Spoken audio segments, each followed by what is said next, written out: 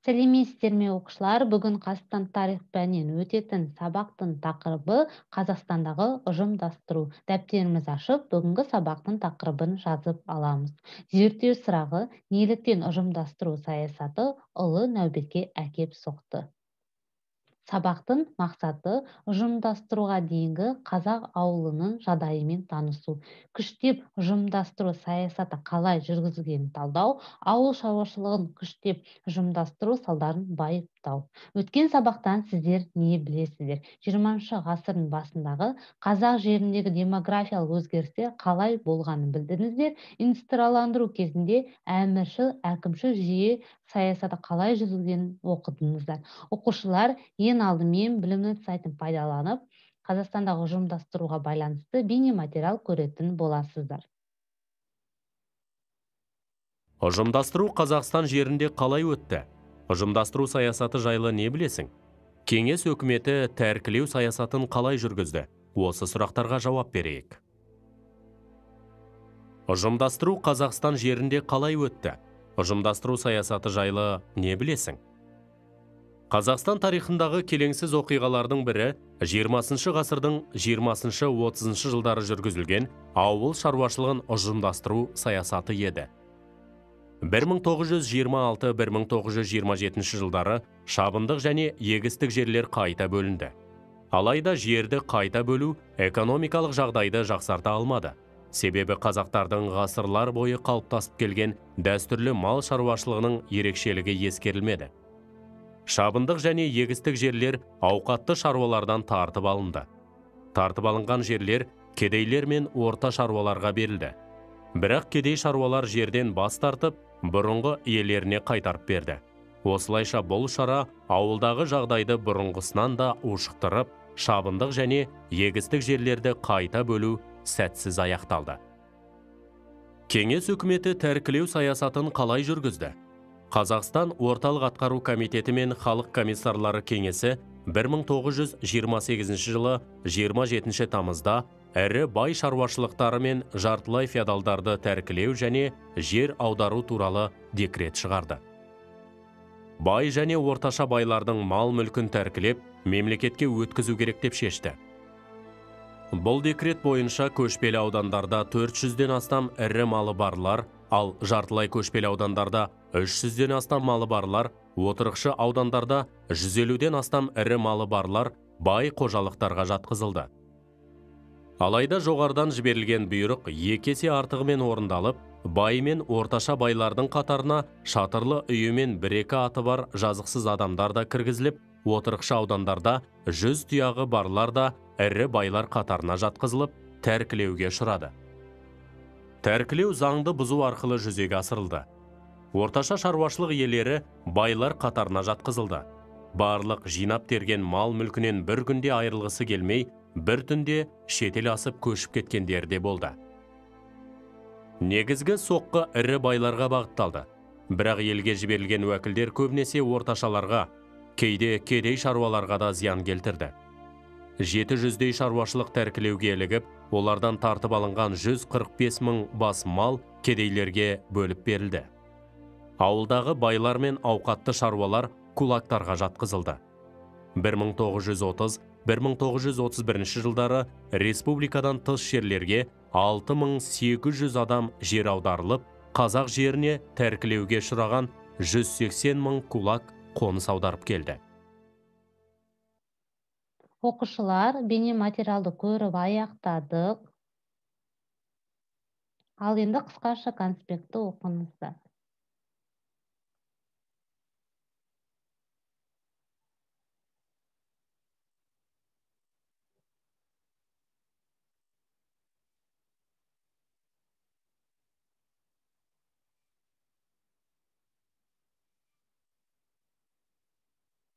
Оқушылар, егер қысқаша конспектті оқып болсаңыздар, керек жерлерін дәптерімізге жазып алайық. Жазамыз: ұжымдастыру, шағын шаруа қожалықтарын ірі ұжымдық шаруашылыққа біріктіру. Әрі қарай жалғастырамыз. Тірек сөздер. Осы тірек сөздерді оқушылар дәптерімізге жазып аламыз.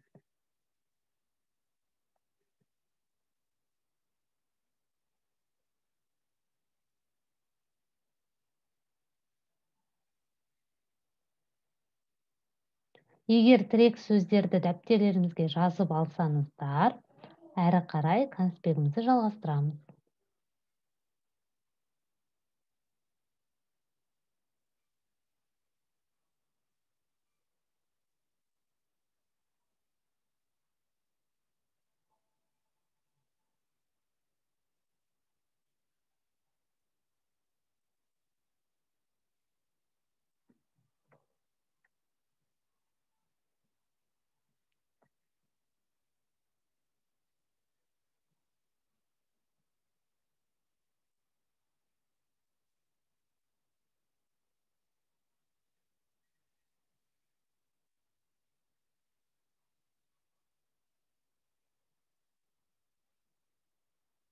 Оқушылар, егер оқып болсаңыздар, дәптерімізге жазып алайық керек жерлерін.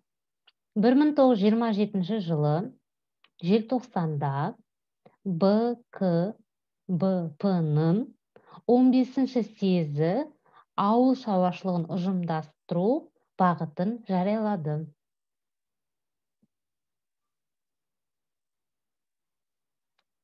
Жазып алдыңыздар деп ойлаймын. Ал енді оқушылар тұлғалармен таныс болайық. Голощекин Филипп Исаевич 1876 жылы 26 ақпанда Невель қаласында ұсақ буржуа отбасында дүниеге келген. Оның 6 сыныптық білімі болды. Мамандығы тіс дәрігері. 1925-1933 жылдары БКБП Қазақстан өлкелік комитетінің хатшысы болды. Ауылды кеңестендіру ұранымен кіші қазан идеясын өмірге әкелді. Қазақстандағы күштеп ұжымдастыруды басқарды. Оның кезінде ұлт зиялылары қуғындалып, халық аштыққа ұшырады. 4 түлік мал қырылды. Голощекин 1938 жылы халық жауы ретінде тұтқындалып, 1941 жылы атылды. Сталин Иосиф Виссарионович, шын тегі Джугашвили. 1894 жылы Грузияның Гори қаласындағы діни училищені бітіріп, Тбилисидегі православиялық діни семинарияға оқуға түседі. Сонда оқып жүріп құпия үйірменің жұмысына атсалысады. Ол 1899 жылы саяси қызметі үшін семинариядан шығарылған соң, бір жолата төңкеріс жолына түседі. 1922 жылы сәуірде Ресей коммунистік партиясы орталық комитетінің пленумы Сталинді орталық комитеттің бас хатшысы етіп сайлайды. Сталин КСРОны құруға белсене кірісті. Оның басшылығымен ауыл шаруашылығын ұжымдастыру қолға алынып, байлар мен кулактарды тап ретінде жою саясаты жүзеге асырылды. Бұл ашаршылық пен босқыншылыққа алып келді. Сталин елде қуғын сүргін саясатын жүргізіп, тоталитарлық жүйені қалыптастырды.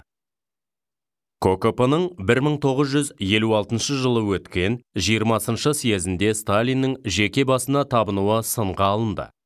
КСРО ыдырағаннан кейін ғана Сталинге шынайы баға берілді.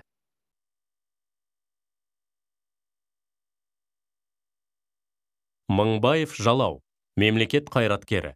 1919 жылы Бірлік жастар ұйымының төрағасы.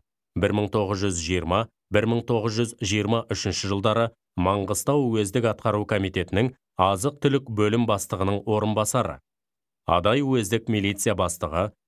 1923-1924 жылдары Адай уездік ревкомының төрағасы қызметтерін атқарды. Қазақ АКСР кеңесінің 5-ші съезінде Қазақ АКСР орталық атқару комитетінің төрағасы болып сайланды.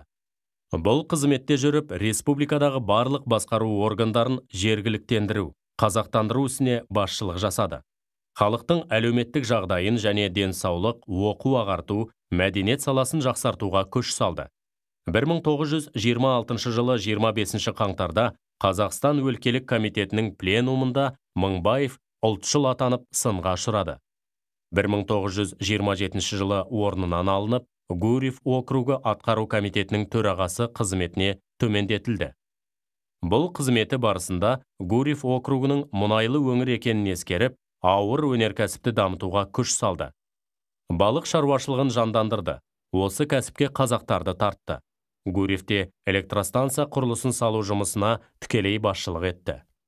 Байлар мен орташа шаруаларды күштеп тәркілеуге, жер аударуға барынша қарсылық танытты.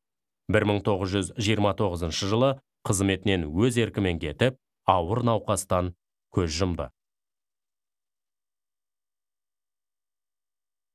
Қожанов Сұлтанбек, мемлекет және қоғам қайраткері, Түркістан облысы Созақ ауданы Ақсүмбе ауылында дүниеге келген.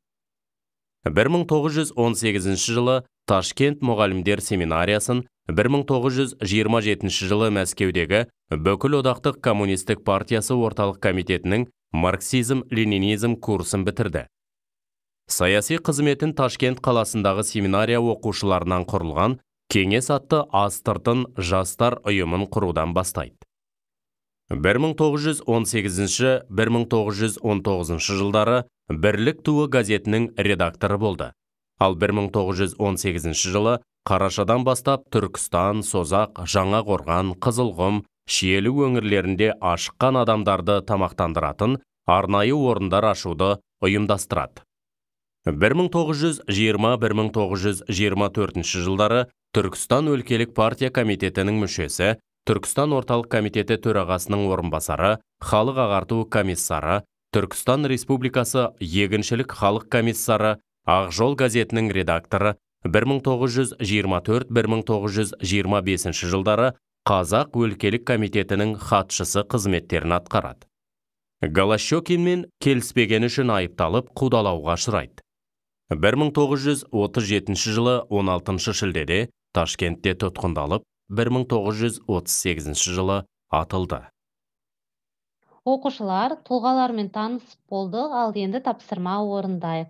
Бірінші тапсырма: мына оқиғалар қашан болды?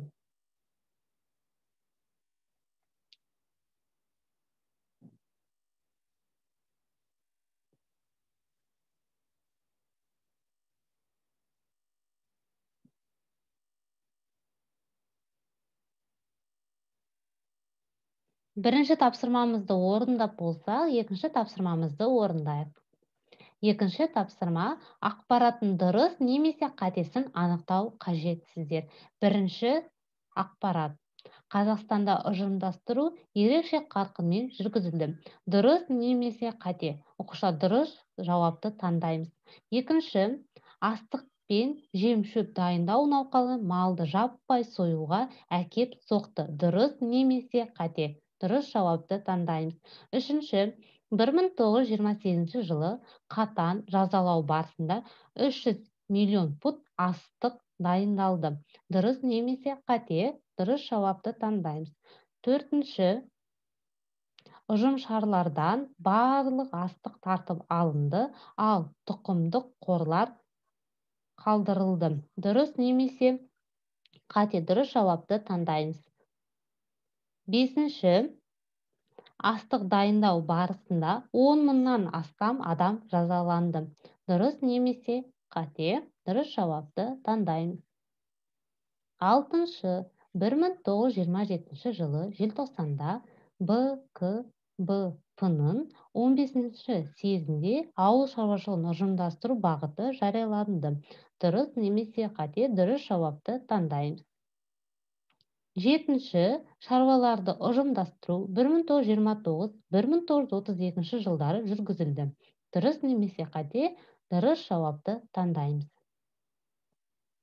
Сегізінші: 1932 жылға дейін көшпелі және жартылай көшпелі шаруашылықты отырықшылыққа көшіруді аяқтау көзделді. Дұрыс немесе қате? Оқушылар дұрыс жауапты таңдаймыз.